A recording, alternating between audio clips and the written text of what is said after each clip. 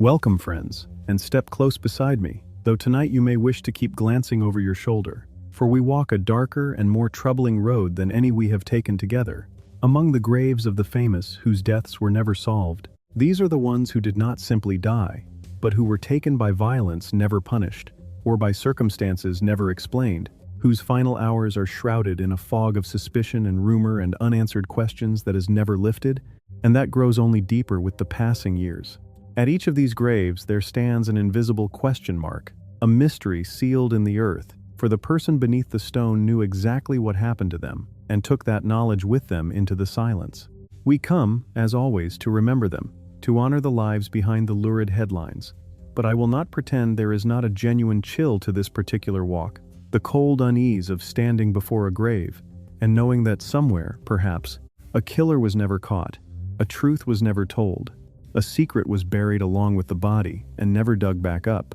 We will visit 30 of these haunted souls across the whole of our journey, 15 tonight and 15 more a little further on, wandering from the mausoleums of old Hollywood to the churchyards of England and the tombs of murdered statesmen. There is a special quality to the grief that surrounds an unsolved death, a grief that cannot heal because it cannot rest, for the loved ones left behind are denied even the cold comfort of knowing what happened, of seeing a wrong set right, of closing the book at last. The question mark hangs over everything, year after year, decade after decade,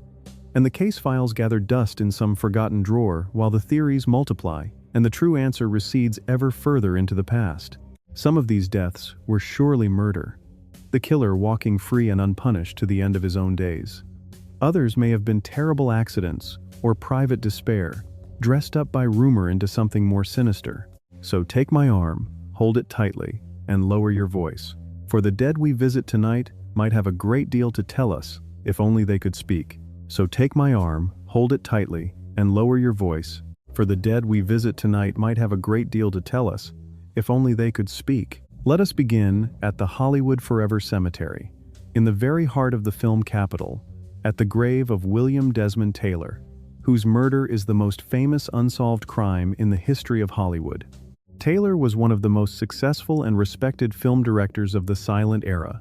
a cultured, elegant, mysterious Englishman who had directed dozens of pictures and moved among the brightest stars of the young movie colony, admired and envied in equal measure. But one February morning in 1922, he was found dead on the floor of his bungalow, shot once in the back, and the investigation that followed peeled back the glamorous surface of Hollywood to reveal a tangle of secrets, scandal, and desperate love that horrified the nation. Several famous women were linked to him, evidence was tampered with, and powerful people worked to bury the truth, and in the end, despite a parade of suspects, no one was ever charged. The case remains open to this day. His life, it emerged after his death, had been a mystery even before it ended, for the polished English gentleman had a hidden past, a discarded identity, a life abandoned in New York years before under a different name, so that the man the movie colony thought it knew turned out to be a carefully constructed fiction. Into the vacuum left by his murder rushed every kind of speculation,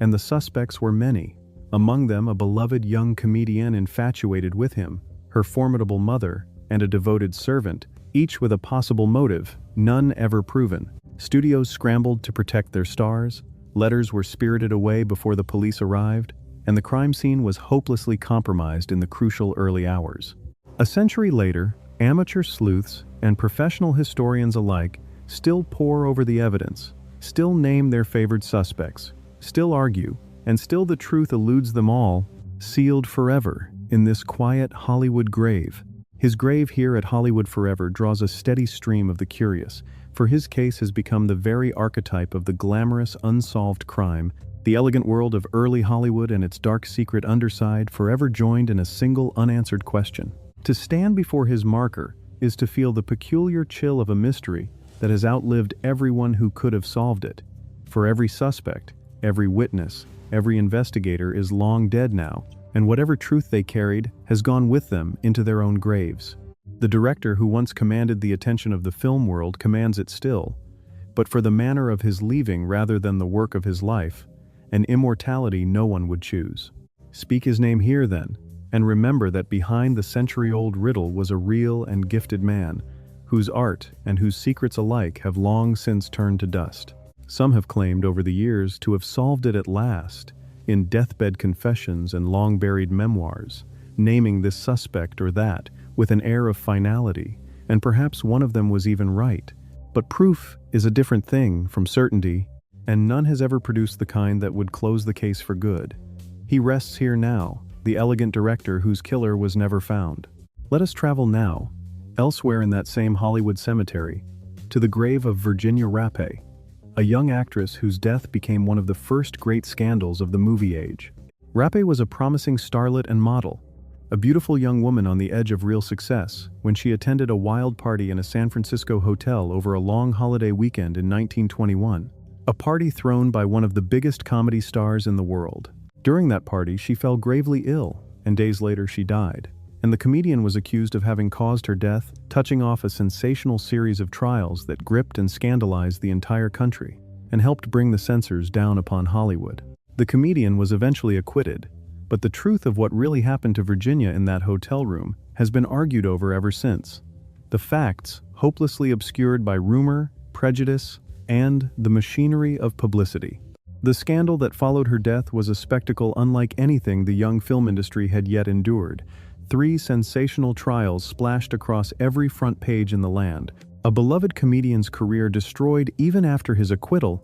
and a wave of public outrage that forced Hollywood to police its own morals for decades to come. And yet in all that thunderous noise, the young woman at the center of it was almost entirely lost, reduced to a name and a headline, her death a mere occasion for a much larger drama about fame and vice and the soul of the movies. The medical facts of her final illness were confused and contested even at the time, and remain so, argued over by historians who cannot agree on what actually killed her. She had come to Hollywood, like so many, chasing a dream, and she left it as a symbol and a mystery, her real self buried beneath the legend. There is a particular sadness in a person becoming famous only through the manner of their death, in being remembered not for anything they did, but for something that was done to them, or that happened to them, in a way no one has ever fully understood. Her name endures, attached forever to one of the great scandals of the age, and yet the woman herself remains a blur, her few small films forgotten, her hopes and fears and gifts unrecorded,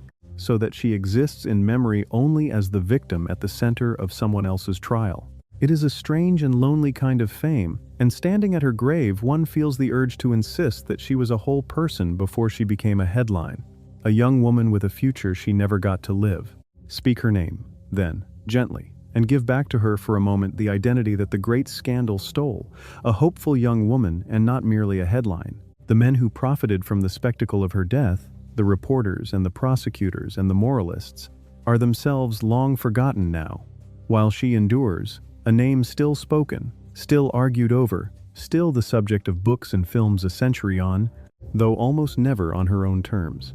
She rests here now, the starlet whose mysterious death outshone her every role. Let us travel now far to the east, to the Bellefontaine Cemetery in St. Louis, to the grave of Thelma Todd, a beloved comedienne whose strange death has never been explained. Todd was one of the most popular comic actresses of her day, a dazzling blonde nicknamed the Ice Cream Blonde, who traded quips with the greatest comedians of the era and ran a fashionable seaside cafe that was the toast of Hollywood. But one December morning in 1935, she was found dead behind the wheel of her car, parked in a garage above her cafe, having died of carbon monoxide poisoning. The authorities ruled it an accident, and then perhaps a suicide, but almost no one believed either verdict, for there were bruises on her body, blood at the scene, and a swirl of sinister connections to gangsters who had wanted a piece of her cafe, and to a possessive lover suspected by many to this day. The strangeness only deepened the more one looked at it,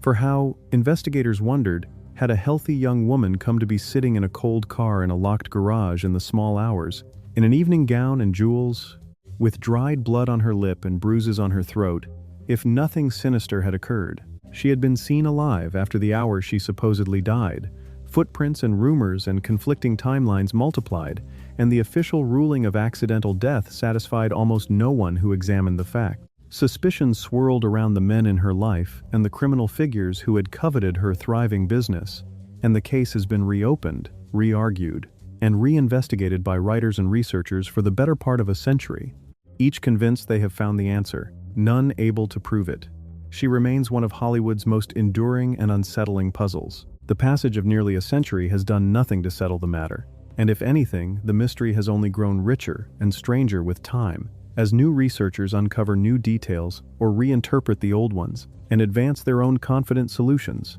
none of which can any longer be tested against living witnesses. Her thriving cafe still stands above the coast road, and the garage where she was found still exists, a grim little shrine for the curious, and her ghost is said by some to linger there. She had been at the height of her fame and her powers, a shrewd businesswoman as well as a gifted comic performer, with everything to live for, which is precisely why the tidy verdicts of accident or suicide have never convinced those who look closely at her strange and troubling end. Speak her name then, and remember the bright, shrewd, funny woman who had everything to live for, and whose strange ending has never let her rest. Books continue to be written arguing this theory or that, documentaries continue to reenact her final hours, and tour guides still point out the fatal garage to shivering visitors, and yet with every retelling the plain human fact at the center recedes a little further, that a vibrant young woman went up to that garage one night and never came down alive,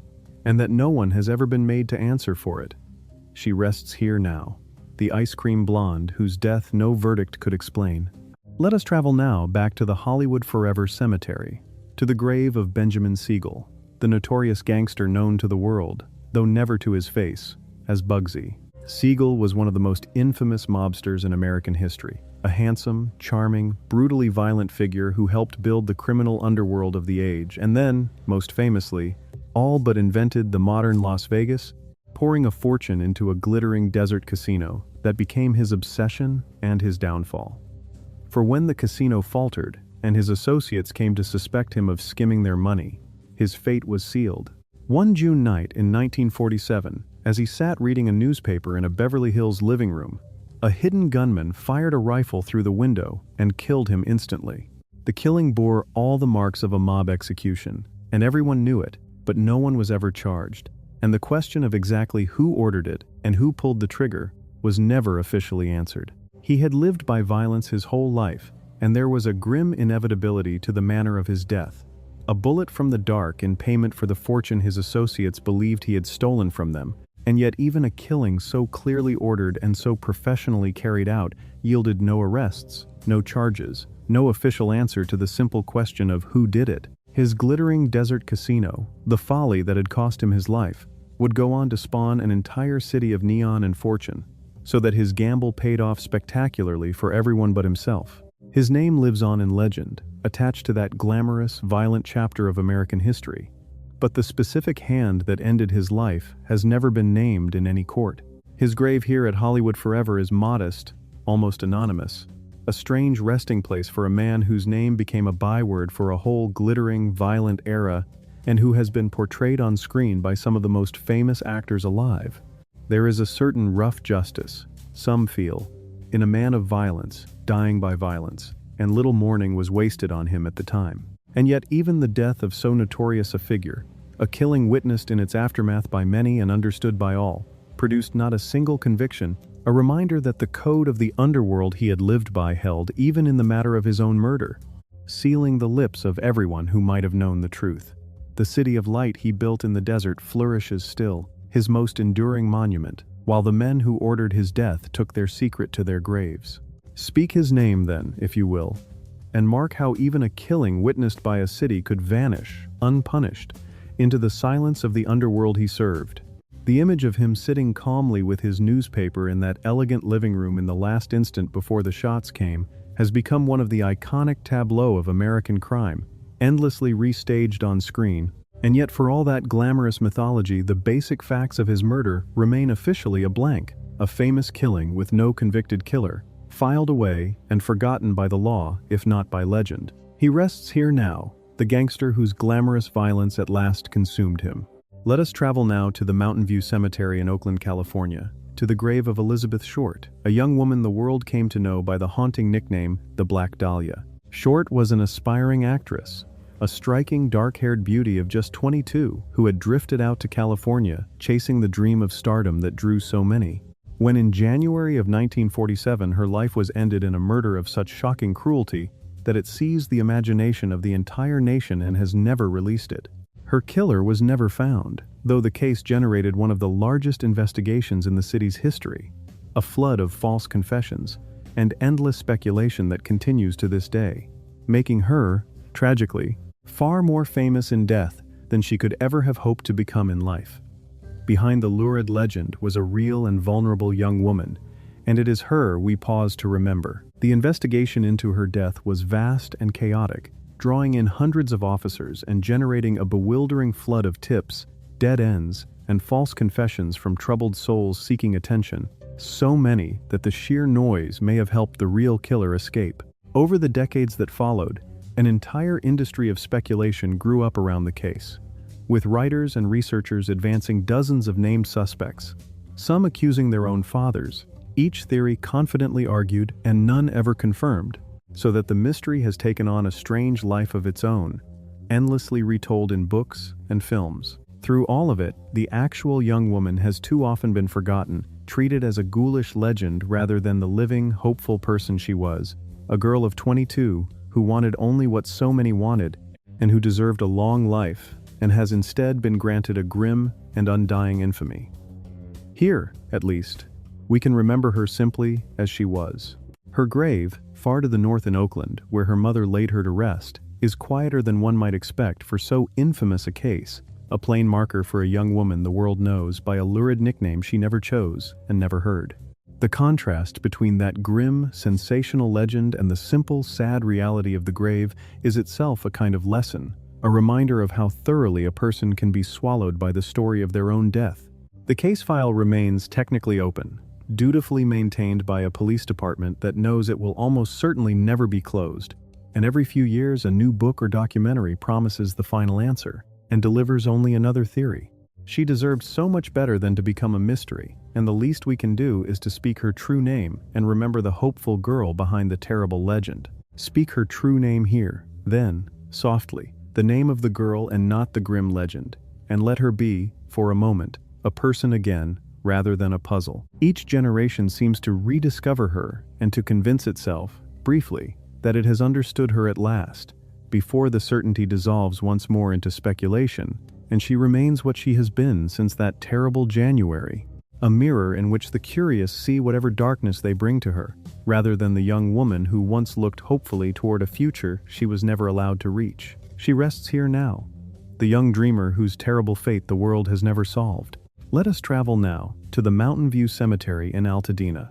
to the resting place of George Reeves, the actor who was television's original Superman, and whose death remains one of Hollywood's most stubborn mysteries. Reeves was beloved by a generation of children as the Man of Steel, donning the cape week after week in the hugely popular early television series, though the role that made him famous also typecast him and frustrated his hopes for a serious career. In June of 1959, in the bedroom of his Los Angeles home, with guests downstairs, he died of a gunshot wound to the head, and the police swiftly ruled it a suicide. But his mother and many others refused to accept it, pointing to the absence of fingerprints on the weapon, to other bullet holes in the room, and to a tangle of troubled relationships around him, and they insisted, as many still do, that the man who played the invincible hero had in fact been murdered. The doubts began within hours, and have never ceased, for the scene raised more questions than it answered, and those who loved him could not reconcile the confident, ambitious man they knew with the official picture of a despairing suicide.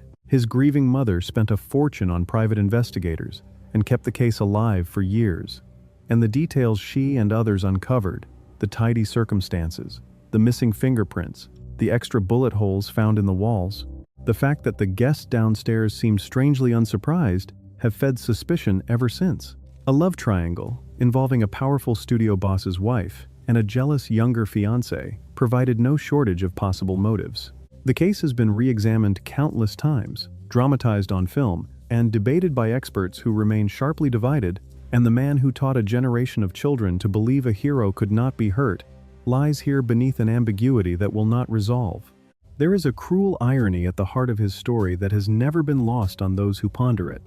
that the man who embodied for millions of children the very idea of invulnerability, The hero who could not be harmed by any earthly weapon should himself be felled by a single bullet in his own bedroom, in circumstances that suggest he was anything but invulnerable in his private life. His mother's long campaign to prove he had been murdered ended only with her own death.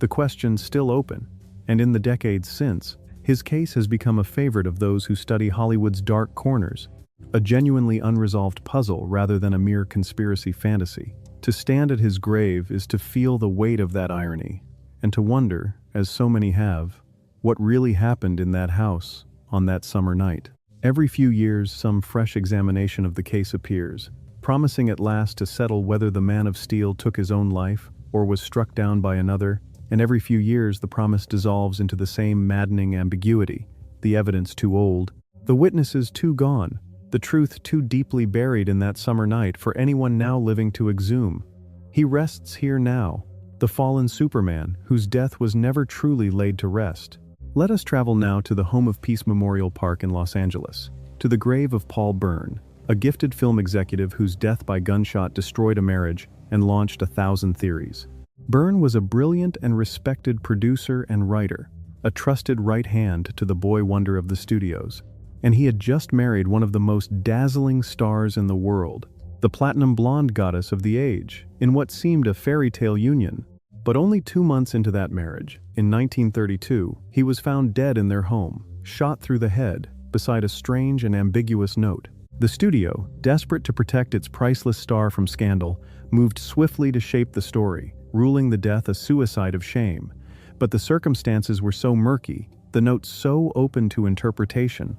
and the studio's interference so obvious, that many came to suspect a darker truth, perhaps even murder, hidden beneath the official version. The official story never quite held together, for those who knew him found it impossible to square his death with the successful, admired, newly wedded man they had known, and the strange note left behind, which the studio presented as a confession of despair, could just as easily be read a dozen other ways. Rumors swirled almost at once of a secret first wife who had appeared and vanished around the time of his death, of a possible other hand in the killing, of a scandal so dangerous to the studio's investment in its glittering star that any amount of manipulation would have been justified to contain it. The truth is that the crime scene was managed and the narrative shaped by men whose only concern was protecting a valuable property, and so the real events of that night were obscured before any honest investigation could begin. Whether he took his own life or was killed by another, the studio's interference ensured we would never truly know. The episode stands as one of the clearest examples of the awesome power the great studios once held over truth itself. For here was a violent, unexplained death in the home of one of the most famous couples in the world, and the studio simply decided what the story would be, and made it so, managing the evidence, coaching the witnesses, and feeding a compliant press the version that best protected its investment. Whatever actually happened that night, the honest answer was sacrificed to the greater cause of the studio's bottom line, and it is that cold calculation, as much as the death itself, that lends the case its lingering unease. His grieving widow, the great star whose image the whole affair was designed to protect, would herself meet a tragic end not many years later, and the two of them have become linked in Hollywood memory as figures of glamour and doom, their secrets kept. To stand at his quiet grave is to feel how completely the powerful could once shape not only what the public saw on the screen, but what it was permitted to believe about life and death itself, and to wonder how many other truths of that glittering era were quietly buried along with him. He rests here now, the producer whose sudden death the studio rewrote to suit itself. Let us travel now to the Calvary Cemetery in Los Angeles, to the grave of Ted Healy, a pioneering comedian whose violent death was quietly covered up by the powerful. Healy was a major vaudeville and film comedian, and above all, the creator and original leader of the beloved knockabout comedy act that would go on, without him, to become one of the most famous in history, so that he is remembered, when he is remembered at all, as the man who first assembled the Three Stooges. In December of 1937, after a night of celebration, he was savagely beaten outside a nightclub and died soon after of his injuries. But Healy worked for a great studio, and the men suspected of the beating were said to have powerful connections, and the whole affair was hushed up with remarkable speed and thoroughness. The true story buried so deep that to this day no one can say with certainty who killed him or why. The speed and thoroughness of the cover-up are themselves the most damning evidence that something was being hidden,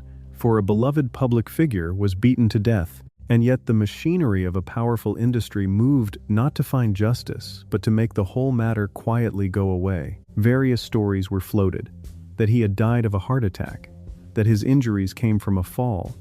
that the culprits were anonymous college boys, and the identities of the men actually said to have delivered the fatal beating, said by some accounts to include figures of real Hollywood prominence, were shielded from any consequence. No one was ever prosecuted. And so the man who had launched one of the most enduring comedy acts in history, whose creation would delight audiences for generations, was himself hustled into the ground, with his death unexamined and his killers unnamed. A grim irony for a man who had spent his life making people laugh. It is one of the bleakest stories in all of early Hollywood, not merely because a man was beaten to death, but because the industry he had served closed ranks so completely to ensure that no one would answer for it, valuing the reputations of the powerful above the life of the man they had lost. The comedy act he founded went on without him to worldwide and enduring fame, its members becoming beloved by generations who never knew the name of the man who had first assembled them, so that even his rightful legacy was, in a sense, taken from him. He lies here in a Catholic cemetery in Los Angeles, his death officially unexplained, his killers officially unknown, a man erased twice over, once from the credit for his own creation and once from the justice owed to his own murder. To speak his name here is a small act of restoration. It is a bitter thing to consider that had he been a nobody, an ordinary man beaten to death outside a club, there might at least have been an honest inquiry, but because his death threatened the interests of the powerful, the truth was smothered in its cradle, and the man who gave the world one of its most enduring laughs was denied even the dignity of a real investigation. He rests here now, the father of the Stooges, whose murder the mighty made disappear. Let us travel now to the Westwood Village Memorial Park in Los Angeles, to the grave of Bob Crane, the popular television star whose brutal murder has never been solved. Crane was a charismatic and successful actor, best known as the star of a long-running and hugely popular comedy set in a prisoner of war camp, a genial television personality adored by millions across the country. But he led a troubled, secret life away from the cameras, and in the summer of 1978, while performing in a play in Arizona, he was found bludgeoned to death in his apartment. Suspicion quickly fell upon an acquaintance who had been involved in Crane's private activities, but the evidence was thin, and though that man was eventually tried, years later, he was acquitted, leaving the case officially unsolved and the identity of the killer a lingering question that has never been answered. The investigation was hampered from the start by the sordid nature of the secret life the killing exposed, and by the passage of time, for it took many years before a suspect, an old associate who had shared in Crane's private pursuits and then fallen out with him, was finally brought to trial. But the physical evidence was ambiguous and decades old by then, and the jury, unconvinced, returned a verdict of not guilty, so that the case ended not with an answer but with a shrug, officially unsolved and likely to remain so. His murder became a cautionary tale about the hidden costs of a double life, dramatized and dissected in books and film, but the dissection never produced a definitive killer. The genial television star, whose face had beamed into millions of living rooms each week, was left, in the end, with a death as murky and troubling as his public image had been sunny and clear. His case has become a grim staple of the true crime genre, retold in books and a feature film, precisely because it offers no resolution, only the unsettling spectacle of a famous, likable man whose hidden compulsions seem to have led him into fatal company, and a prime suspect who walked free. The acquittal was not the same as innocence, and few who followed the case came away convinced of it. But the law requires proof, and the proof, decades old and always thin, was not there. And so the question of who crept into that Arizona apartment and ended the life of the genial television star hangs in the air still, unanswerable now that the suspect too has died. He lies here in one of Los Angeles's most star-studded cemeteries. His sunny public image and his shadowed private end forever at war in the memory of those who recall him.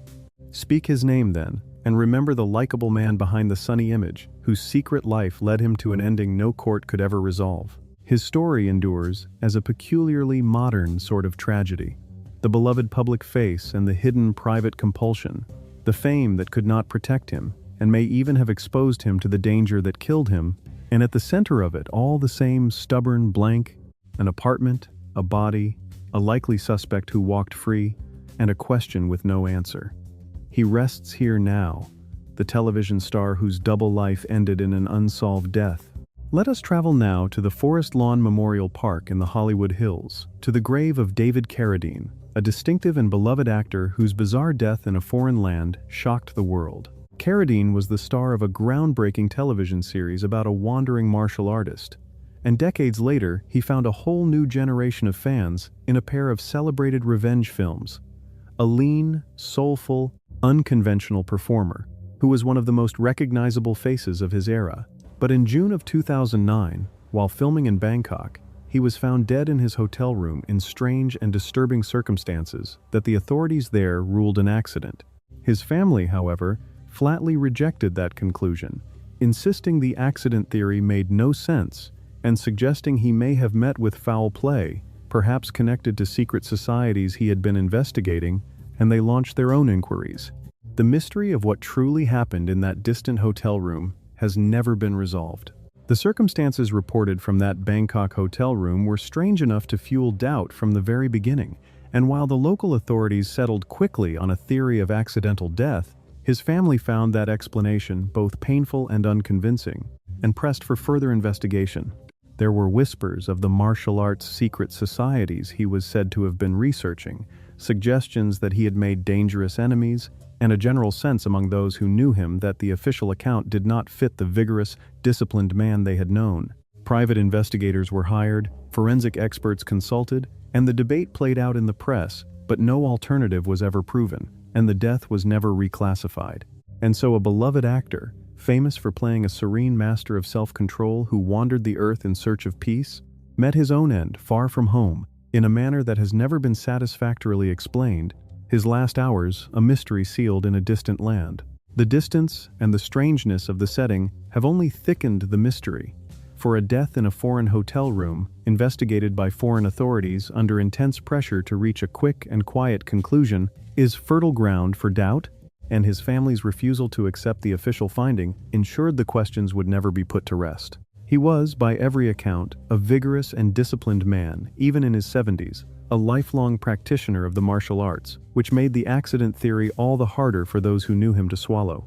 Whether he died by misadventure, or by his own hand, or at the hands of another, cannot now be established. And the actor who spent his most famous years playing a serene wanderer in search of enlightenment lies here in the Hollywood Hills, with the manner of his own passing shrouded in an enduring and troubling fog. There is a strange poignancy in the thought of so restless and adventurous, a spirit ending his days alone in a hotel room, half a world from home, the manner of it disputed by the very people who loved him best, so that even in death he could find no settled resting place for the truth, only the same open question that shadows so many graves on this troubling road. He rests here now, the wandering hero whose lonely death in a far country remains unexplained. Let us travel now across the country to the Gate of Heaven Cemetery in New York, to the grave of Dorothy Kilgallen, a famous journalist and television personality whose sudden death silenced a dangerous investigation. Kilgallen was one of the most powerful media figures of her time, a celebrated newspaper columnist and a beloved panelist on a popular television game show,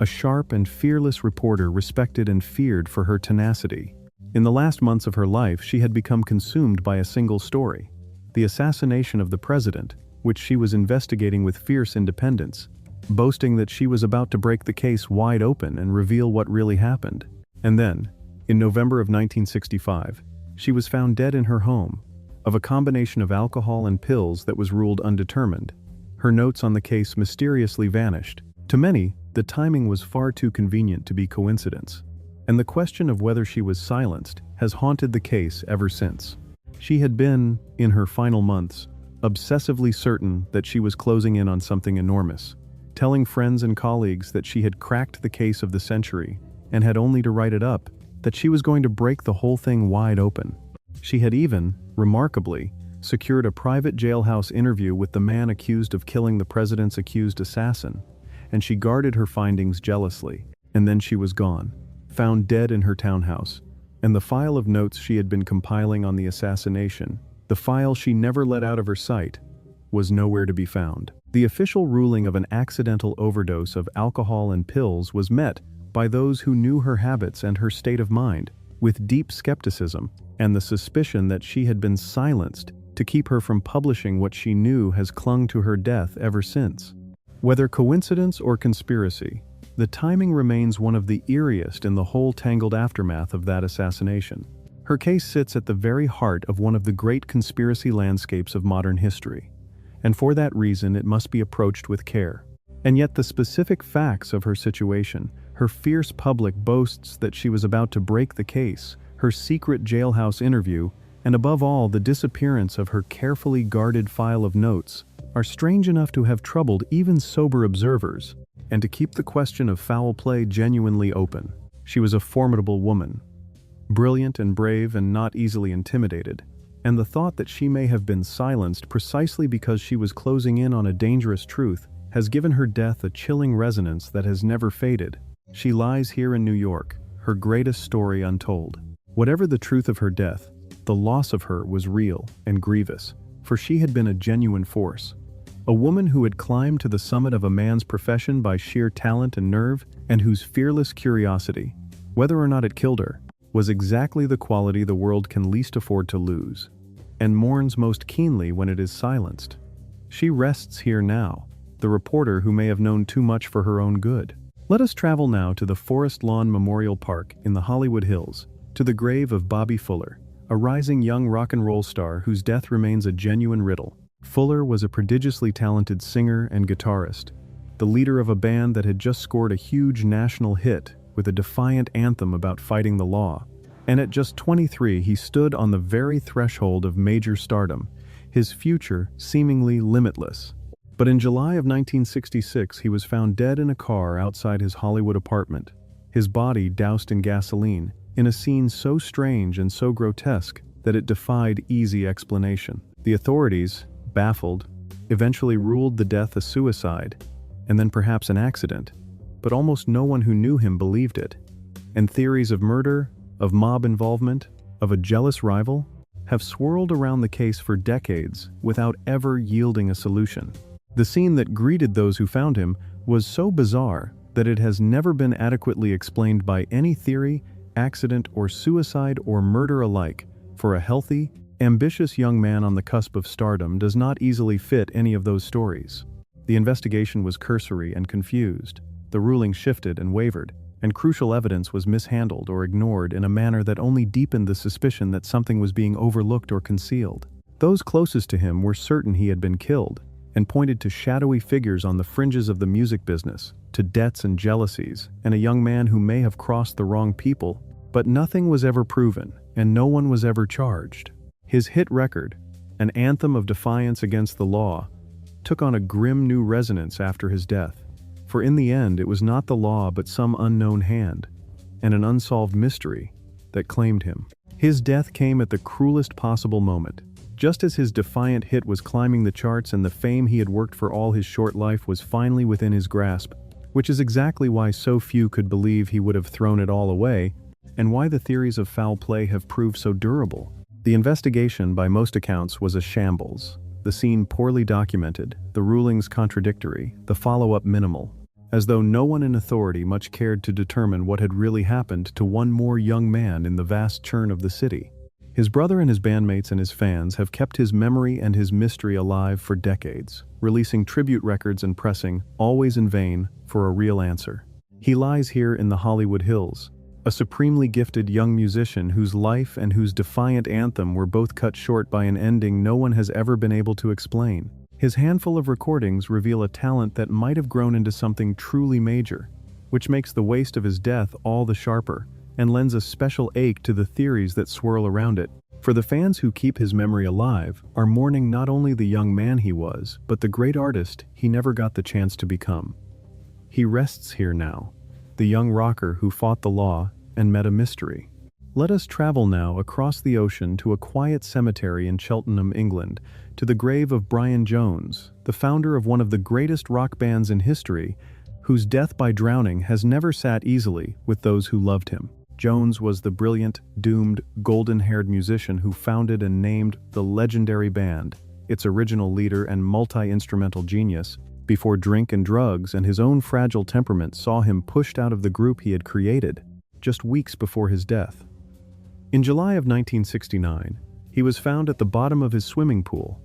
and the coroner recorded a death by misadventure. But rumors of foul play began almost at once and have never died, centering on a builder who had been working at his home that night, and many remain convinced, despite every official denial, that the gentle, troubled founder of the band was in fact killed. The timing alone was enough to breed suspicion, for he had been pushed out of the band he founded only weeks before, and there were those who felt his death was too convenient, too neatly timed to the bitter end of his life's great project. Attention fastened on a group of builders and hangers-on who had been at his country house that night, and in particular on one man. And over the years, deathbed confessions and second-hand accounts have surfaced, each claiming to reveal that the gentle musician was held under the water in some drunken prank or quarrel that went too far. None of these claims has ever been substantiated to the law's satisfaction, and the official verdict of misadventure still stands. But the whispers have never stopped, and to many of his admirers, it is an article of faith that the founder of the world's greatest rock and roll band did not simply drown.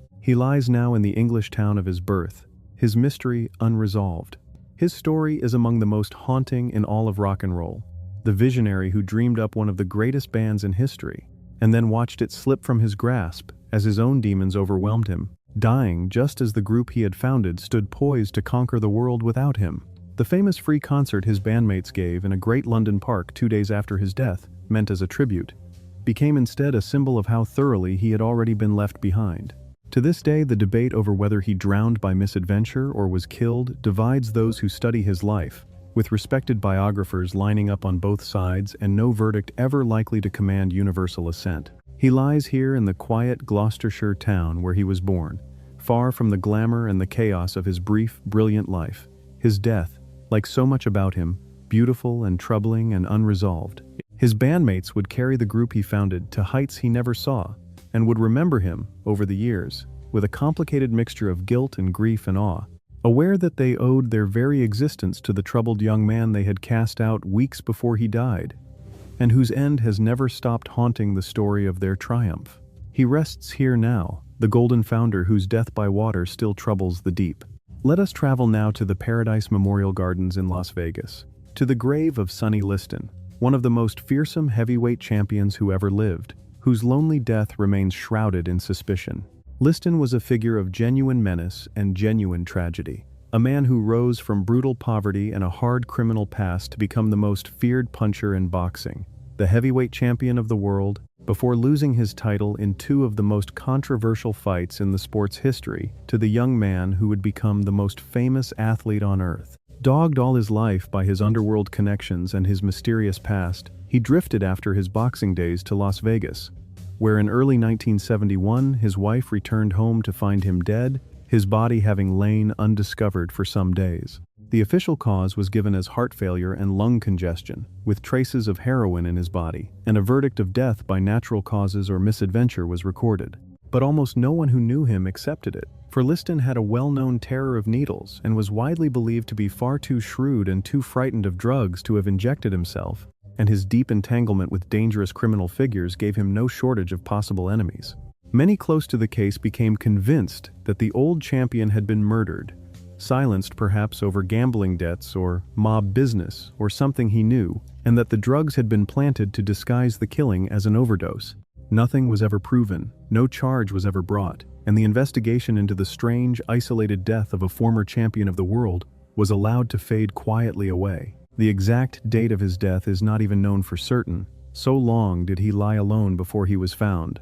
An unbearably desolate end for a man who had once stood at the very pinnacle of his violent sport, feared by everyone who entered a ring with him. He had inspired real dread in his prime, a glowering, silent, seemingly invincible destroyer, and there is a bleak irony in the thought of so formidable a man, dying helpless and alone in a quiet house, his passing so clouded that even the day of it is a guess. His grave in the desert city where he died bears the simple, poignant epitaph, "A Man," and to this day boxing historians and true crime writers return to his case convinced that the official story conceals a darker truth, and equally unable to prove it. That so public and so intimidating a man could die in such obscurity and such doubt, his very body undiscovered for days, is among the most desolate facts on all our walk, and it has kept his case alive in the imagination of those who cannot accept that the great destroyer simply slipped away by accident in an empty house. The truth of his final hours went into the ground with him, and the desert has kept its silence ever since. He rests here now, the fearsome champion whose lonely death still hides its secret. And so we come to the final grave of this first part of our journey, and for it we travel far across the world to the Fremantle Cemetery in Western Australia, to the grave of Bon Scott, the electrifying frontman of one of the loudest and most beloved rock bands the world has ever known. Scott was the wild, charismatic, whiskey-throated singer who gave the band its swaggering early voice,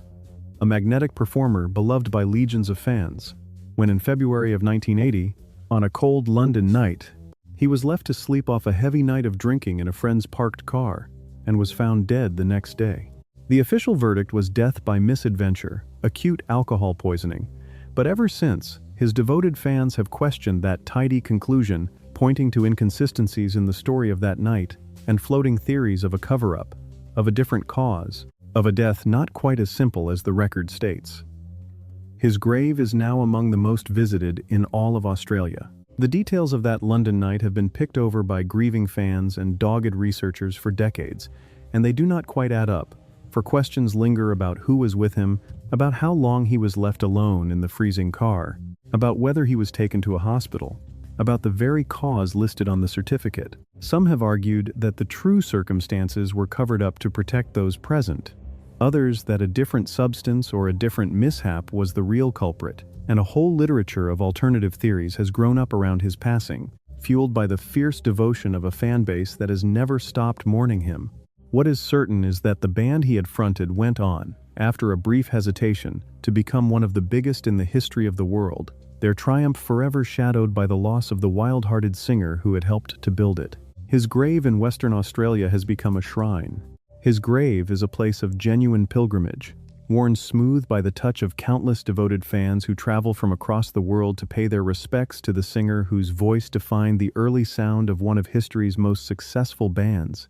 And it has been officially recognized as a site of heritage significance, a rare honor for a rock musician. The truth is likely simpler and sadder than the theories, but it can no longer be established beyond doubt, and so his final night remains, for his faithful, an open question, argued over with the fierce loyalty he inspired in life. Speak his name, then, and raise it like a glass, the wild-hearted singer whose voice still roars, and whose last cold night the world will not let go. He rests here now, the wild rock and roll heart whose final night is still fiercely disputed. And so, friends, we pause among these first 15 troubled graves, though pause is perhaps the wrong word for a walk that offers so little peace. We have stood tonight before murdered directors and gangsters, before starlets and supermen and rock and roll boys, and at every single grave the same cold question has met us, the question that will not be answered, the who and the how and the why, that died with the person beneath the stone.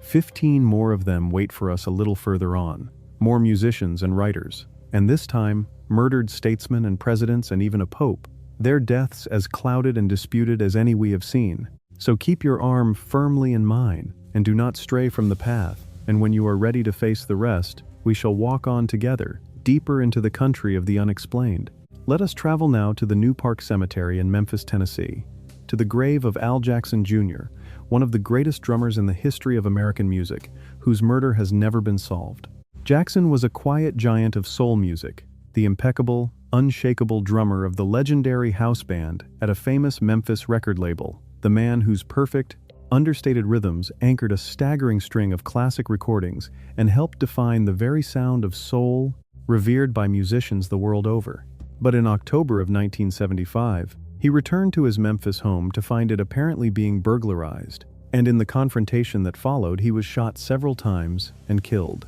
His wife, who had earlier shot him during a domestic dispute, gave an account of an intruder, and, though suspicions swirled in many directions, the case grew tangled and cold, and no one was ever convicted of the murder of the beloved drummer. The killing remains officially unsolved to this day. His genius lay in restraint. in the ability to play exactly what a song needed and never a beat more, in a feel for time so perfect that musicians still study his recordings to learn the secret of it, and his loss at the height of his powers robbed the world of one of its supreme rhythmic artists. The circumstances of his death were tangled from the start, complicated by a troubled marriage and a prior violent incident, and the story of a burglary interrupted never quite satisfied everyone who looked at it, for there were details that did not fit, questions that were never answered, and an investigation that seemed to lose its way. Various theories were floated over the years, of a contract killing, of a domestic crime disguised, of a robbery that turned deadly, but none was ever proven, and the murder of one of the most important figures in the history of soul music was quietly left unsolved, a stain on the memory of the city whose sound he had done so much to create. There is a bitter injustice in the way his murder has been overshadowed, both by the fame of the records he played on and by the sensational deaths of flashier stars, so that one of the foundational figures of modern popular music lies in a Memphis cemetery with his killing unremembered and unresolved. The very steadiness and selflessness that defined his art, the way he served the song rather than himself, seemed to have followed him into death, leaving him a quiet, essential presence whose absence changed everything, and whose murder no one was ever made to answer for. To speak his name here is to remember not only a crime unsolved, but a genius too often uncredited, the beating heart of a sound that changed the world. His fellow musicians, who understood better than anyone what had been lost, mourned him as the finest of them all, and the sound he had helped to build endured and spread across the world, even as his own killing faded from public memory, unsolved and unavenged. He rests here now, the master of rhythm whose own death beats out an unanswered question. Let us travel now to the Inglewood Park Cemetery in Los Angeles, to the grave of Chet Baker, the brilliant jazz trumpeter and singer whose death remains a haunting question mark. Baker was one of the most gifted and glamorous figures in all of jazz, a trumpeter of aching lyricism and a singer of fragile, intimate beauty, whose matinee idol looks and cool West Coast sound made him a star, before a long descent into addiction ravaged his looks, his career, and his health. In May of 1988, in the city of Amsterdam, he was found dead on the pavement below the window of his hotel room, having fallen from a considerable height. The authorities ruled it an accident, likely drug-related, but the circumstances were murky. The room showed signs that raised questions, and rumors of foul play, of a drug debt, of a push rather than a fall, have shadowed his death ever since, leaving it, for many, unresolved. He had been, in his prime, the very picture of cool, a beautiful young man whose sound seemed to embody a whole era of West Coast jazz, all sunlight and melancholy, but the decades of addiction that followed hollowed him out, aging him cruelly and reducing his glamorous life to a shabby, itinerant struggle, so that by the end he was a ghost of the golden boy he had been. The manner of his death in Amsterdam fit that long decline all too neatly, and the authorities were quick to write it off as the accidental fall of an addict. But those who examined the scene noted troubling details: the height and awkwardness of the window, the state of the room, the money and drugs that were or were not found, and the possibility that he had run afoul of dangerous people in the drug world, and they were not satisfied. Whether he fell by accident or in a stupor, or was helped on his way by another hand, has never been settled, and the beautiful, ruined trumpeter left the world on a question. His recordings remain among the most beloved in all of jazz, treasured for a tenderness and vulnerability that seemed to come from some wounded place deep within him. And the contrast between that exquisite beauty and the squalor of his final years and mysterious death is almost unbearably poignant. He had cheated death so many times, through overdoses and beatings and the long ravages of his addiction, that there was a terrible sense of inevitability about his end, and yet the specific manner of it, that fall from a high window in a foreign city, refuses to yield a clear story. Those who loved his music and mourned his ruin have never quite been able to close the book on how he died, and the beautiful, broken trumpeter lingers in memory as he lingers in the record of his death, a question that his aching horn seems forever about to answer and never quite does. To listen to his final recordings, made not long before that fall, is to hear a man playing more beautifully than ever even as his life crumbled around him, which makes the mystery of his last descent all the more haunting to those who love him. He rests here now, the the fallen angel of jazz whose last descent is still debated. Let us travel now across the country to the Woodlawn Cemetery in the Bronx, New York, to the grave of Olive Thomas, a dazzling young star of the silent screen whose death in Paris scandalized and mystified the world. Thomas was one of the most beautiful women in early Hollywood, a former artist's model who became a celebrated star and the very image of the carefree flapper, married to the brother of the most famous actress of the age. But in September of 1920, while on a second honeymoon in Paris, she ingested a lethal dose of a poison, and after days of agony, she died at just 25. The official verdict was accidental poisoning, that she had swallowed the substance by mistake in the dark, but the newspapers of the world erupted with lurid speculation of suicide, of a love affair gone wrong, even of murder, and the truth of what happened in that Paris hotel room has never been fully established. She had been one of the great beauties of her day, painted by famous artists and celebrated on the stage before the movies made her a star, the very embodiment of the bright, pleasure-loving spirit of the new age, and her marriage into Hollywood royalty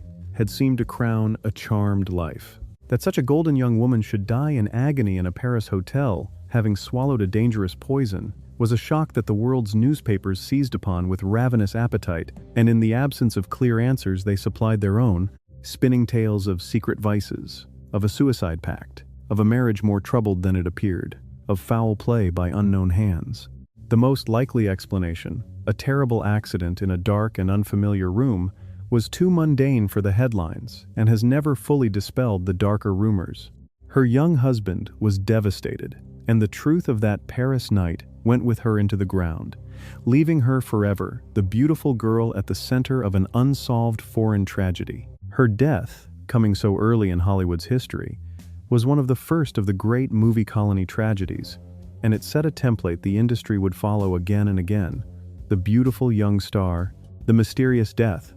the swarm of lurid rumor, the truth lost in the noise. Her young widower was so devastated that he was said never fully to recover, and her ghost, by legend, still wanders the corridors of a famous New York theater, searching, perhaps, for the answers that eluded everyone in life. What is certain is that a radiant young woman of 25, seemingly blessed with everything, died in confusion and agony far from home, and that the precise story of how it happened was buried with her. She lies now in a great New York cemetery, one of the first bright stars of the movies to be extinguished by an unsolved mystery, and among the most quietly haunting. To speak her name here is to remember one of the movie's first bright stars, a girl who embodied the giddy promise of a new age and was gone before she could see where it led, her ending a question the years have never answered. She rests here now, the flapper whose bright life ended in a foreign mystery. Let us travel now to the Sunset Memorial Park in Coos Bay, Oregon, to the grave of Steve Prefontaine, the charismatic young running champion whose death cut short one of the brightest futures in American sport. Prefontaine was a phenomenon, a fiercely competitive distance runner who electrified the nation with his fearless, front-running style, held numerous American records, and became the idealistic hero of a whole generation of runners. On the very cusp of what promised to be a legendary Olympic career, but in May of 1975, driving home late at night from a party, his car struck a rock wall and overturned, and he was killed at just 24. The death was ruled an accident, but questions have lingered for decades about the true cause of the crash, about a mysterious other vehicle, some witnesses reported,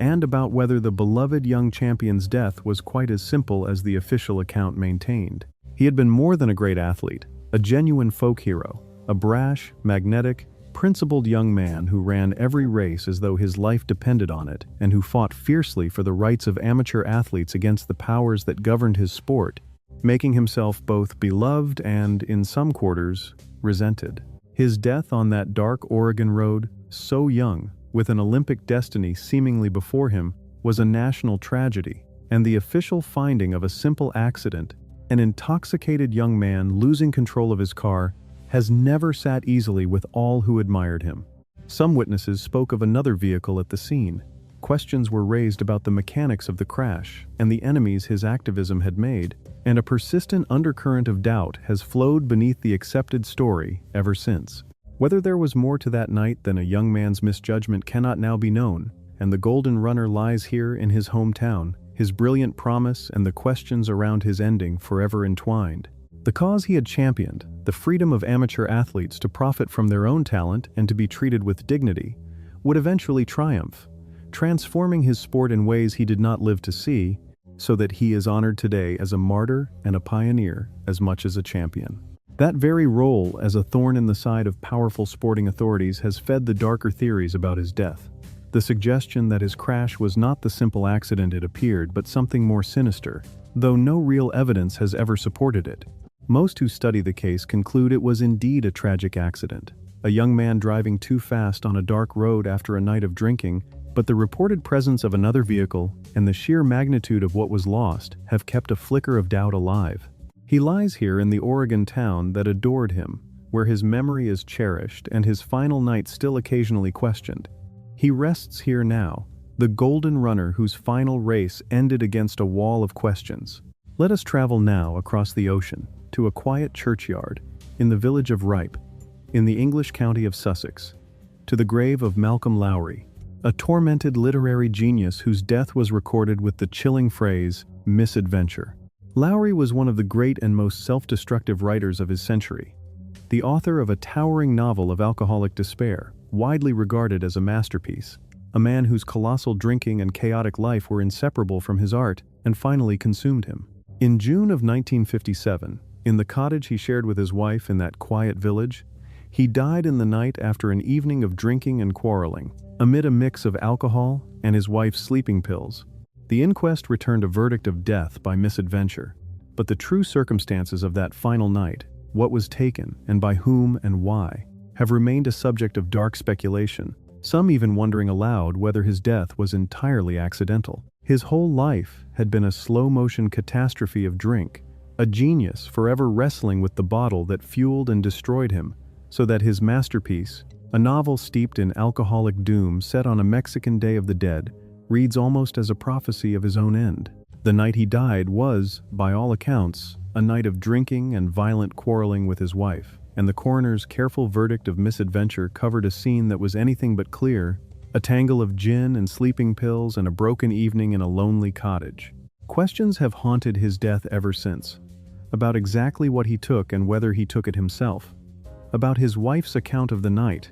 about whether the misadventure was truly his alone, and biographers have argued the point for decades, without resolution. He had long seemed a man bent on his own destruction, which makes the manner of his going both fitting and impossible to fully untangle. And he lies now in the quiet English churchyard where that final, murky night delivered him. His towering novel, largely ignored in his lifetime, has since come to be recognized as one of the great achievements of modern literature, a dense and dazzling descent into alcoholic hell that has secured his immortality even as his own life ended in obscurity and confusion. There is a grim symmetry in a writer so consumed by the theme of self-destruction meeting an end so tangled in drink and pills and doubt, and biographers have never stopped probing the shadows of that final night in the Sussex cottage, weighing the accounts, questioning the verdict, wondering what really passed between the tormented genius and the wife who found him. No darker conclusion has ever been proven, and misadventure remains the official word, but the ambiguity feels almost fitting for a man whose whole existence had been a blurred and desperate struggle. He lies now beneath a simple stone in the English churchyard, his masterpiece secure and his final hours forever uncertain. He rests here now, the poet of despair whose final night was ruled a mystery. Let us travel now to a cemetery in the English seaside town of Weston-super-Mare, to the grave of Jill Dando, a beloved television presenter whose shocking murder remains one of Britain's most notorious unsolved crimes. Dando was one of the most popular and trusted faces on British television, a warm, glamorous presenter of major national programs, including, with a terrible irony, a show that appealed to the public for help in solving crimes. In April of 1999, on the doorstep of her London home in broad daylight, she was shot and killed in an attack so swift and so professional that it stunned the nation. A local man was arrested, tried, and convicted, but the verdict was later overturned on appeal and he was acquitted, leaving the case wide open. And the theories of a professional hit, of a deranged fixation, of a killing linked to her work, have multiplied ever since without resolution. She had been at the very peak of her fame and popularity, a woman the whole nation felt it knew and trusted, which made the brazen daylight execution on her own doorstep all the more shocking and incomprehensible, a crime that seemed to belong to some darker country than the one that had adored her. The investigation was one of the largest and most scrutinized in British history, and its long, painful failure, the conviction of a local man, followed by his acquittal on appeal, left the case not merely unsolved, but a byword for the limits of justice. Theory after theory has been advanced in the years since, that she was killed by a professional assassin in connection with a story or a cause, that she was the victim of an obsessed stranger, that the true culprit remains at large, and each has its passionate advocates and its unanswerable objections. That so public and so beloved, a figure could be murdered in plain daylight and her killer never found is a wound in the national memory that has never healed, and she lies now by the sea, her bright life and her dark, unsolved ending forever joined. The savage incongruity of her death,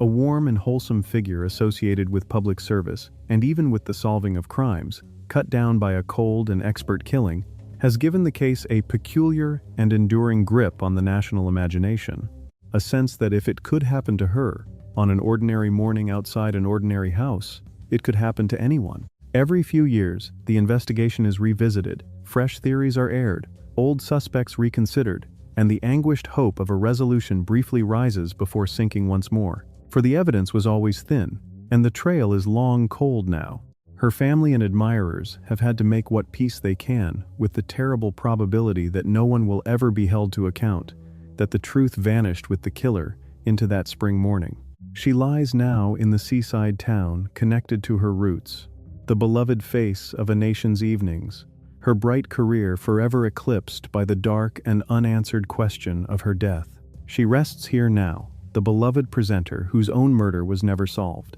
Let us travel now across the ocean and back in time, to the Zachary Taylor National Cemetery in Louisville, Kentucky, to the tomb of Zachary Taylor, the 12th President of the United States, whose sudden death has long been whispered to be poisoning. Taylor was a national hero, a rough-hewn old general famous for his victories, who was swept into the presidency on his military fame and took office at a moment of bitter national crisis over the future of slavery, taking a firm stand that made him powerful enemies. In July of 1850, after eating cold cherries and iced milk on a sweltering Independence Day, he fell violently ill and died within days. The official cause a stomach ailment, but his abrupt removal, so convenient to those who opposed him, gave rise to a persistent theory that he had been poisoned with arsenic, a suspicion so enduring that his body was exhumed and tested well over a century later, the results proving inconclusive enough to keep the question alive. He had been a reluctant politician, a career soldier with little interest in the arts of government,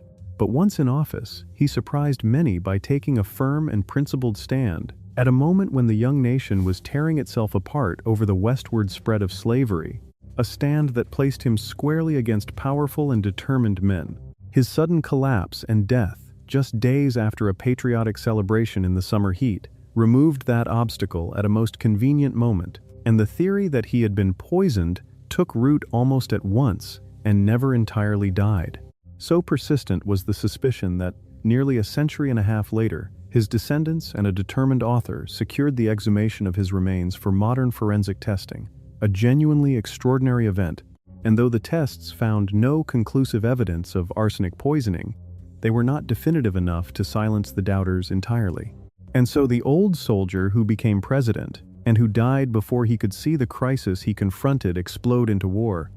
lies here beneath a suspicion that even science could not quite dispel. His brief presidency has been largely forgotten, overshadowed by the great figures who came before and after, and by the war that erupted a decade after his death, so that he is remembered today, when at all, chiefly for the mystery of his ending, and for the extraordinary spectacle of a president exhumed and forensically examined nearly a century and a half after his burial. The tests, seeking the arsenic of legend, found only trace amounts consistent with the medicines and environment of his era, and officially the poisoning theory was laid to rest. And yet, as so often on this road, the inconclusive can never quite silence the suspicious, and there remain those who believe the old soldier was quietly removed at a moment of maximum political convenience.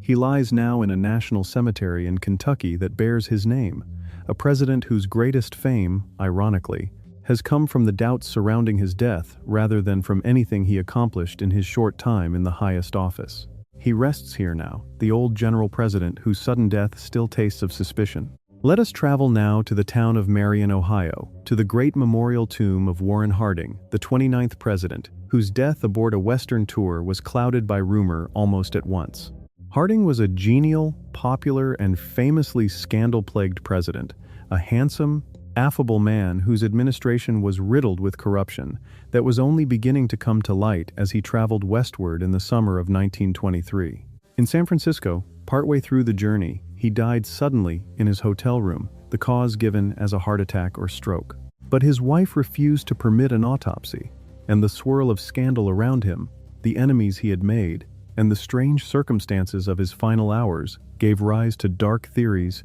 including the sensational suggestion that his own wife had poisoned him, whether out of jealousy or to spare him the disgrace to come.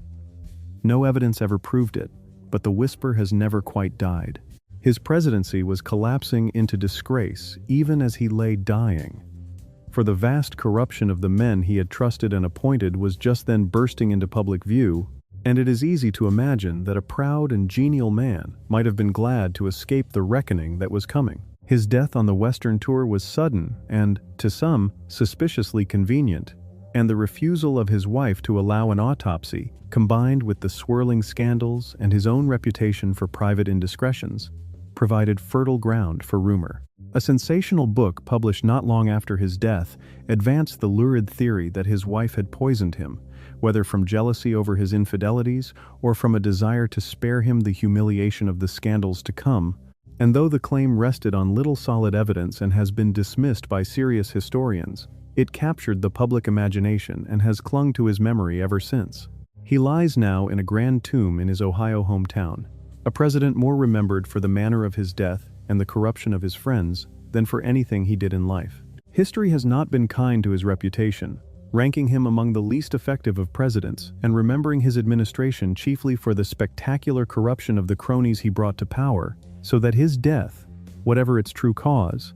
spared him the full weight of a reckoning that would have been brutal. The poisoning theory, though rejected by serious scholars for lack of any real evidence, has proved remarkably durable, a testament to how a combination of scandal, secrecy, and an refused autopsy can breed suspicion that no amount of debunking will fully dispel. His widow's actions after his death, the refused autopsy and her later burning of many of his papers, whatever their innocent explanations, only deepened the aura of things hidden. He lies now with her in a grand marble memorial in his Ohio hometown, a monument grander than his reputation, presiding over a death that, most likely natural, has never quite escaped the shadow of something darker whispered about it ever since. He rests here now, the scandal-haunted president whose sudden death bred darker rumors still. Let us travel now to the grounds of the state capitol in Baton Rouge, Louisiana, to the grave of Huey Long, the flamboyant and formidable political boss whose assassination is disputed to this very day.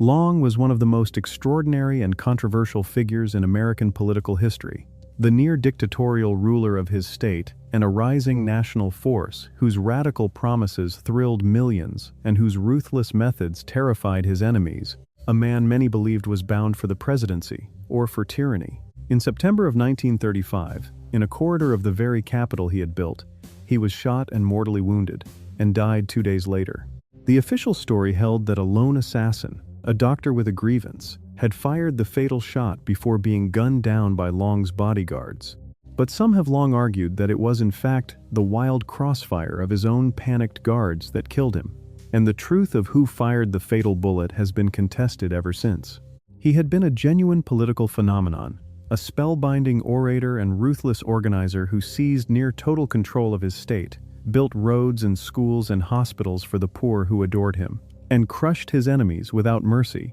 all while dreaming of the national power that seemed almost within his grasp. His enemies feared him as a budding tyrant, and his shooting in the marble corridor of the capitol he had built was the violent culmination of the hatreds he had stirred. The accepted account of a lone assassin with a personal grievance, cut down instantly by Long's bodyguards, has been challenged for decades by those who study the physical evidence and argue that the great man was actually killed by a stray bullet from his own guards' wild return fire.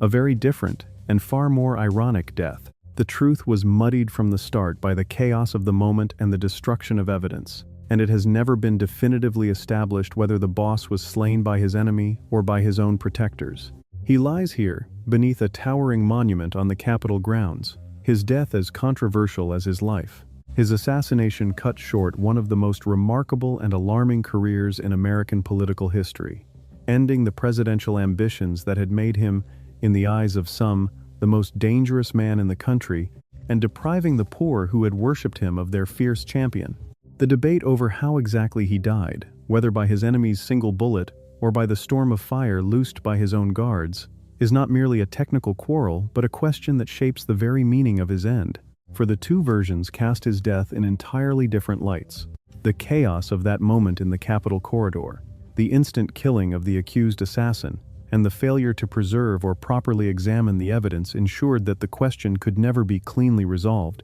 and it has been fought over by historians and partisans for the better part of a century. He lies here on the grounds of the towering Capitol he built, beneath a monument to himself. His life and his death alike, the subject of unending argument. He rests here now, beneath his own monument, the mighty boss whose killer is still argued over. Let us travel now across the ocean to the great domed Church of the Invalides in Paris, to the magnificent tomb of Napoleon Bonaparte, the emperor whose lonely death in exile has never entirely escaped the shadow of poison. Napoleon was one of the most towering figures in all of human history, the brilliant general and emperor who conquered most of Europe and reshaped the modern world, before his final defeat consigned him to exile on a remote and windswept island in the middle of the ocean. There, in May of 1821, he died after a long and painful illness, the official cause stomach cancer, the same disease that had killed his father. But almost from the moment of his death, rumors of poisoning arose, and in modern times, the discovery of high levels of arsenic in samples of his hair lent the theory new life, sparking a scientific and historical debate, still unresolved, over whether the great emperor died of natural causes or was slowly murdered in his island prison. He had risen from obscurity to rule most of a continent, crowning himself emperor and redrawing the map of the world through a decade of dazzling and terrible warfare, before overreach and the united force of his enemies brought him down and consigned him to a final exile on one of the most remote inhabited islands on Earth. There, watched by his British captors and surrounded by a dwindling and quarrelsome retinue, he declined over many months into illness and death, embittered and confined. The official diagnosis of stomach cancer was plausible enough, given his family history, but the theory of poisoning arose early, fueled by his own suspicions of his captors, and it gained startling new force in modern times when analysis of preserved locks of his hair revealed elevated levels of arsenic. Whether that arsenic was deliberately administered or came from the wallpaper and other common sources of his environment has been fiercely debated by scientists and historians without final resolution, and so even the death of the most documented man of his age retains a genuine and stubborn mystery. Few figures in history have been so exhaustively studied, and yet even now the precise cause of his death eludes final certainty. A remarkable fact, given the intense scrutiny his every moment has received. The arsenic found in his hair is real, but its source remains genuinely disputed, for arsenic was ubiquitous in the pigments, papers, and medicines of his age, and could as easily have accumulated innocently as have been fed to him by a murderer's hand. The theory that his British captors, or a treacherous member of his own household, slowly poisoned him has passionate defenders and equally passionate critics, and the debate has taken on a life of its own, spawning books and studies and rival scientific analyses that only seem to multiply the possibilities. That the most famous and documented man of his century should carry to his magnificent tomb a genuine and unresolved mystery about the manner of his death is a fitting final irony for a life that reshaped the world. He lies now in imperial splendor beneath the Golden Dome, the question of his poisoning forever open. He rests here now, the conqueror of Europe whose lonely death still hints at poison. Let us travel now to the village of Lourmarin in the south of France, to the grave of Albert Camus, the great writer and philosopher whose death in a car crash has been shadowed by whispers of assassination. Camus was one of the towering literary and philosophical figures of the 20th century, a Nobel Prize winner whose luminous novels and essays on rebellion, absurdity, and human dignity made him the conscience of his generation and a fierce critic of totalitarian oppression. In January of 1960, he was killed instantly when the car in which he was a passenger, driven by his publisher, ran off a straight road and struck a tree, a death whose sheer senselessness seemed to mock his own philosophy. For decades, it was regarded as a tragic accident, but years later, a startling claim emerged that the crash had been engineered by a hostile foreign intelligence service in revenge for his outspoken criticism, a theory that remains unproven and hotly debated. He had risen from poverty in French Algeria to become the moral voice of his generation, a writer of luminous prose and profound humanity who grappled as few others did with the question of how to live decently in a world without easy meaning, and who had the rare courage to condemn oppression wherever he found it, including among his former allies on the political left. The manner of his death seemed, at first, a cruel confirmation of his own philosophy of the absurd. The great thinker snuffed out in an instant by a random, senseless car crash on an empty road, an unused train ticket in his pocket. For years it was mourned simply as a tragic accident. But long afterward, a claim surfaced, attributed to sources within the intelligence world, that the crash had been deliberately caused by agents of a hostile foreign power in retaliation for his fierce criticism of their regime, a sabotage of the vehicle designed to look like an accident. The theory has never been proven, and many dismiss it, but it has attached a lasting shadow of suspicion to a death once thought entirely random. He had been, at the time of his death, at the height of his powers and his fame, a recent Nobel laureate whose voice carried enormous moral weight, and whose fearless independence had made him enemies across the political spectrum, including among the ruthless agents of totalitarian states he had dared to condemn. The theory that one such state engineered his death, sabotaging the car in which he rode to make murder look like accident, surfaced only long afterward and rests on second-hand testimony that can be neither fully verified nor easily dismissed, and it has divided those who study his life. Most biographers lean toward the conclusion that it was simply a terrible accident, a wet road, a fast car, a moment's misfortune, and that the very meaninglessness of it is a grim coda to a philosophy built on confronting life's absurdity. But the darker possibility lingers, unprovable and unbanishable,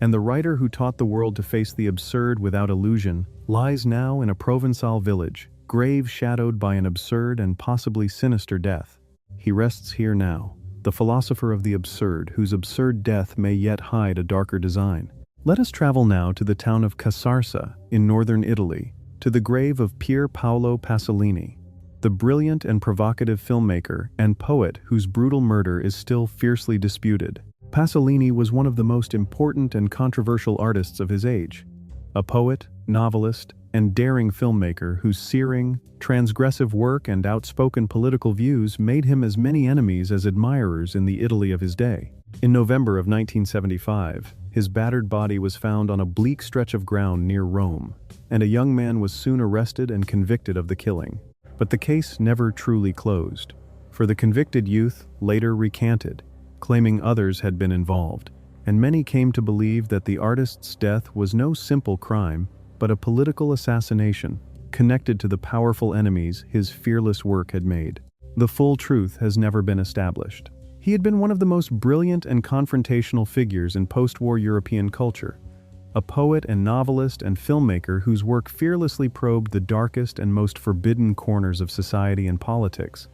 and whose savage critiques of power and consumerism had made him powerful and dangerous enemies. His killing on a desolate patch of ground outside Rome shocked the nation, and the swift arrest and confession of a young man seemed at first to offer a simple, if sordid, explanation. But the case unraveled over the years, as the confessed killer changed his story, insisting he had not acted alone and that others had been involved, and as investigators and admirers came to suspect that the artist's death was no random encounter but a calculated political assassination, silencing a voice that too many wanted silenced. Reopened investigations and enduring public debate have never produced a definitive answer, and the murder of one of Italy's greatest and most troubling artists remains, decades later, a wound and a mystery that his country has never been able to close. His work had grown ever more savage and prophetic in his final years, tearing at the hypocrisies of power and consumer society with a ferocity that unsettled the powerful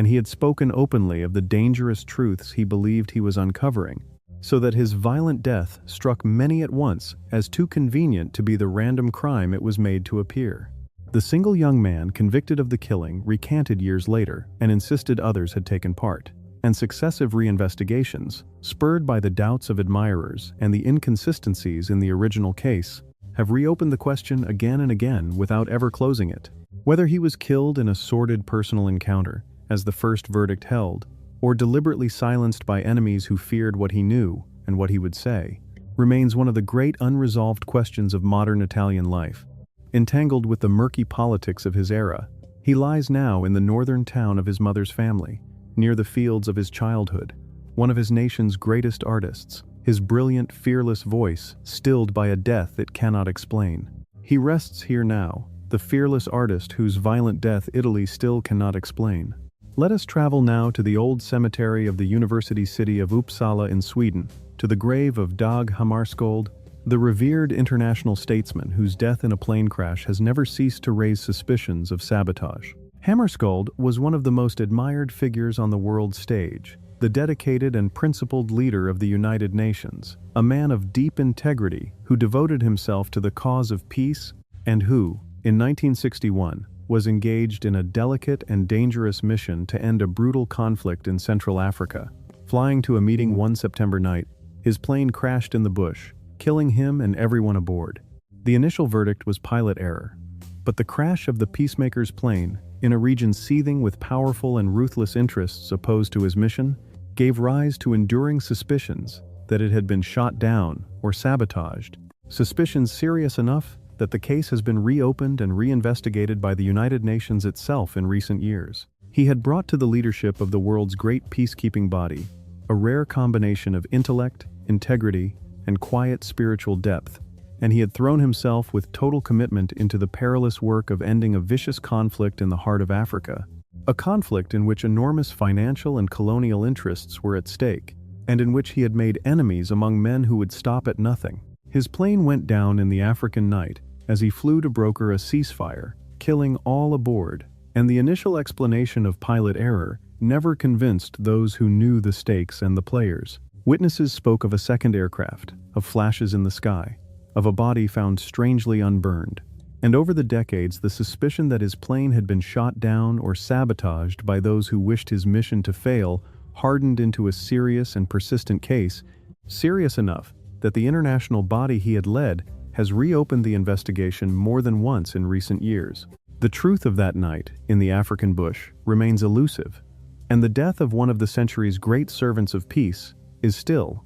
officially, unexplained. He was, by wide agreement, one of the finest men ever to hold high international office, a scholar and a mystic as much as a diplomat, whose private spiritual writings, discovered after his death, revealed the depth of the inner life that sustained his tireless labors for peace. That such a man should die in a fiery crash in the African darkness, on his way to make peace, in a region where enormous and ruthless interests wanted his mission to fail, has always seemed to many too dark a coincidence to accept at face value. The evidence for sabotage or attack, the reported second plane, the eyewitness accounts, the state of his body, has been weighed and reweighed for decades. And while none of it has ever amounted to definitive proof, it has been substantial and serious enough that the world body he served has formally reopened the inquiry more than once, unwilling to let the matter rest. He lies now in the tranquil old cemetery of a Swedish university city, far from the African night that claimed him, his death still, after all these years, an open and troubling question. He rests here now, the peacemaker whose fatal fall from the sky is still questioned. Let us travel now to the Adolf Fredrik Church in the heart of Stockholm, Sweden, to the grave of Olof Palme, the nation's prime minister, whose assassination on a public street went unsolved for a generation. Palme was a towering and polarizing figure in Swedish and world politics, a passionate and outspoken statesman who led his country for many years and was known globally for his fierce advocacy on the world stage. In February of 1986, walking home from the cinema with his wife, without bodyguards, on a Stockholm street, he was shot dead by an unknown gunman who vanished into the night. The murder of a sitting prime minister in a peaceful country shocked the world, and the investigation that followed was vast, chaotic, and plagued by errors, dragging on for decades through false leads and failed prosecutions. Only many years later did authorities name a likely suspect, a man by then already dead and so never to be tried, a conclusion that satisfied some and left many others certain the true answer had slipped away. He had been a giant of his nation's politics, a brilliant and combative leader who dominated public life for a generation, and who commanded attention far beyond his small country's borders through his passionate stands on the great questions of the world, stands that earned him devoted admirers and bitter enemies alike. That such a man could be shot dead on a public street, strolling home from the cinema with his wife and without a single bodyguard, shattered his nation's sense of itself as a safe and peaceful place, and the failure to catch his killer only deepened the wound. The investigation became a national trauma in its own right, a decades-long saga of blunders, false leads, wrongful accusations, and dashed hopes, as suspect after suspect was pursued and abandoned. When at last the authorities announced they believed the killer to have been a particular troubled loner, the man was long dead and could never be tried or made to answer, and a great many people remained wholly unconvinced, certain that the real truth, whether it lay with foreign agents or domestic enemies, had escaped forever. His murder marked the end of an age of innocence for his nation, shattering the cherished belief that its leaders could walk among the people unguarded and unafraid, and plunging the country into a collective trauma that the endless, failing investigation only prolonged. For over 3 decades, the case consumed the nation, a byword for investigative failure. The eventual official naming of a long-dead loner as the probable killer, unable ever to be tried or to defend himself, struck many as a convenient way to close an unclosable case rather than a true solution, and the theories of larger conspiracy, of foreign hands or domestic enemies, retained their force for a great many of his countrymen. He lies now in a churchyard in the heart of the capital where he was struck down, a giant of his nation's history whose violent death, like so many on this road, was never truly solved, only, at last, wearily set aside. He rests here now, the statesman gunned down in the street whose killer was never brought to trial. And so we come to the final grave of our long and chilling journey, and it belongs to a figure whose death, though it took place in the holiest of settings, is perhaps the most disquieting mystery of all. Let us travel to the Vatican, to the grottos beneath the great Basilica of St. Peter, to the tomb of Pope John Paul I, whose reign lasted just 33 days. He had been elected amid great joy, a warm, humble, smiling pastor who charmed the world and seemed to promise a new era for his ancient church. But only 33 days after his election, in September of 1978, he was found dead in his bed, and the church announced he had died of a heart attack in the night. Almost at once, however, questions arose, for the details of the discovery of his body seemed to shift and contradict one another. No autopsy was performed, and the smiling new pope had seemed in good health and good spirits. Into that confusion rushed a torrent of speculation and dark conspiracy theories, of financial scandals in the Vatican Bank, of powerful men who feared the reforms he might bring, of murder most foul in the very heart of the church. And though the official cause has never been changed, the suspicions have never been laid to rest. He had come to the throne of his ancient church as a breath of fresh air, a man of genuine humility and warmth who dispensed with much of the pomp of his office and won hearts around the world with his gentle smile and his simple, direct faith, so that his sudden death after barely a month seemed almost impossibly cruel. The church's handling of that death only fed the suspicions, for the account of how and by whom his body was discovered appeared to change. Certain awkward details were smoothed over. No autopsy was performed on the body of a man who had seemed perfectly well, and he was buried with what struck many as unseemly haste. Into that fog of contradiction poured a flood of dark theories, linking his death to a brewing scandal in the Vatican's own bank,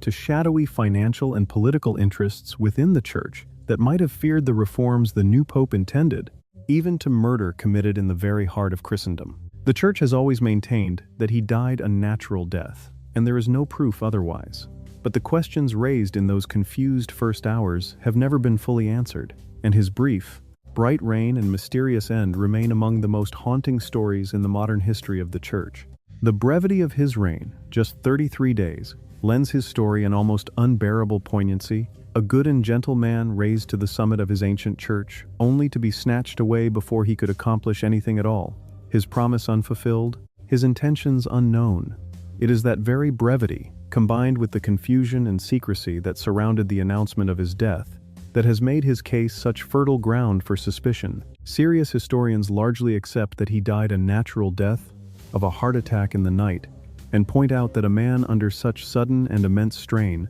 with a history of health troubles, was at real risk. But the shifting official accounts, the absence of an autopsy, and the swirling context of Vatican intrigue have ensured that the darker possibility can never be entirely dismissed, and the smiling Pope of 33 days remains one of the most haunting and disputed deaths in the long history of his church. A mystery enshrined in the very heart of Rome. He rests here now, the smiling Pope whose 33 days ended in a mystery the world still ponders. And so, dear friends, our long and troubling walk among the unsolved dead comes at last to its close. We have wandered tonight, and on the night before, from the bungalows of silent Hollywood to the grottos of the Vatican, from the recording studios of Memphis to the corridors of power, and everywhere we have found the same cold companion, the question that will not be answered, the truth that went into the grave and stayed there. 30 of them we have visited, 30 men and women who met their ends in violence or in mystery, and who share, whatever else divided them, a single strange distinction, that the manner of their leaving was never fully explained, that somewhere a secret was kept, a killer went unnamed, a verdict was doubted, a file was closed with the central question still open. It is an unsettling thing to stand among such graves, and I will not pretend otherwise, for they remind us that the world is not always tidy, that justice is not always done, that some doors, once closed, are never opened again. But there is a reason we come, even here, even to these most troubling of resting places, and it is the same reason that has drawn us to every grave on all our journeys, the simple wish to remember, to insist that these were people and not merely puzzles, that behind every unsolved death was a life that mattered, a soul that laughed and feared and hoped, and that deserves, whatever the mystery of its ending, to be spoken of with tenderness. There is, perhaps, one small comfort to carry away from so troubling a walk, and it is this, that a mystery unsolved is not the same as a life unremembered, and that in the end it is the remembering and not the solving that we owe the dead. Rest well, then, all 30 of you, you whose endings the world could never explain, and may the peace that the truth denied you be granted you at last in the quiet of the earth. And rest well to you, my companions, who walked this darkest of roads beside me and did not flinch from its shadows. Hold fast to those you love, and cherish the plain daylight of an ordinary life, for it is a greater gift than we know. And until we walk together again, good night.